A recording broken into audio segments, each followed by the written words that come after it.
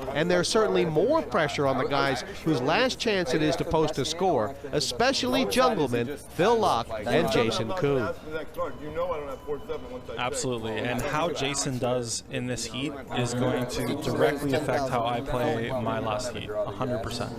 And that goes for Antonio as well. Well, what about, and if Jungleman wins, I guess that's the only thing you're slightly, I mean, if he could have 31.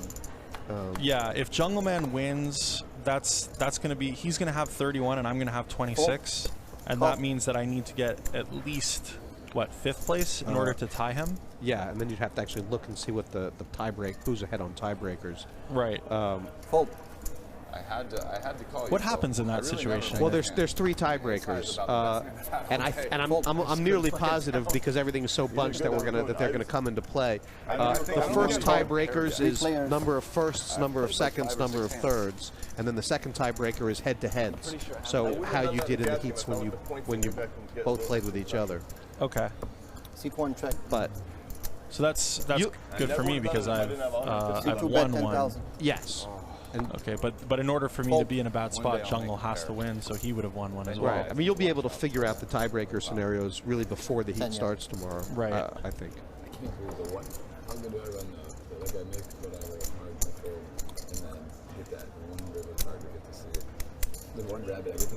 C1 raise, 25,000 total. The people who are in the middle of the pact are rooting for the guys who have a lot of points to win. Same rolls as double. And I think I'm rooting for the people who don't have a lot of points to win to block those spots for the people in the middle of the pack.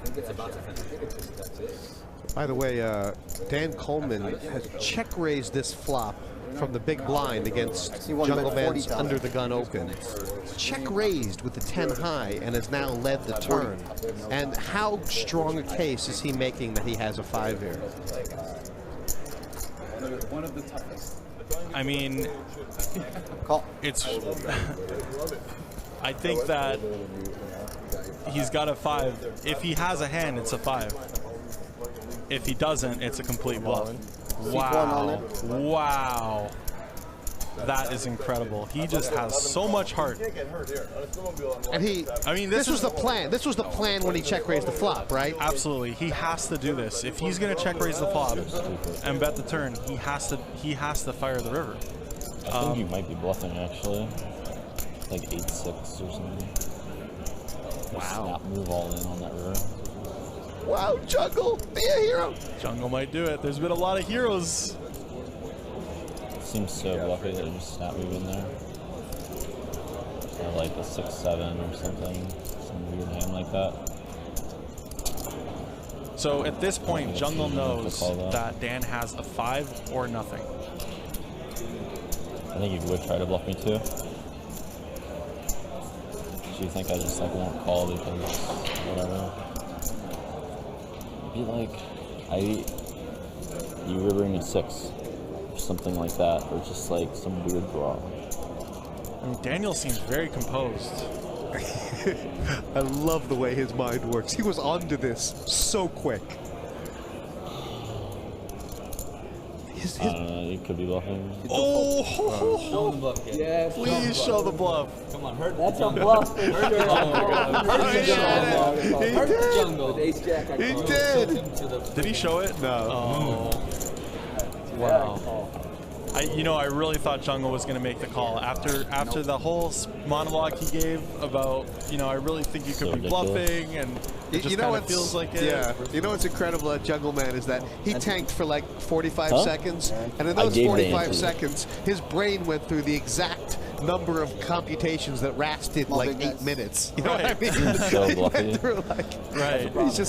He's just such a quick thinker. It seems so bluffy, but I mean, you can have like a number of hands as well, and then.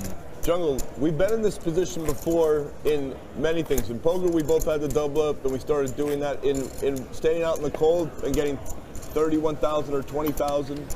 At this stage, if Jungleman ends up going out, just folding himself down to the numbers and going out 8th, I mean, I don't know. I I don't know. He may just join the set. No, just because they were like that. That's fine. It's not looking too good for him, but you know he's still got a Yeah, no shot. problem. He's still got a pretty decent shot at making the heads up.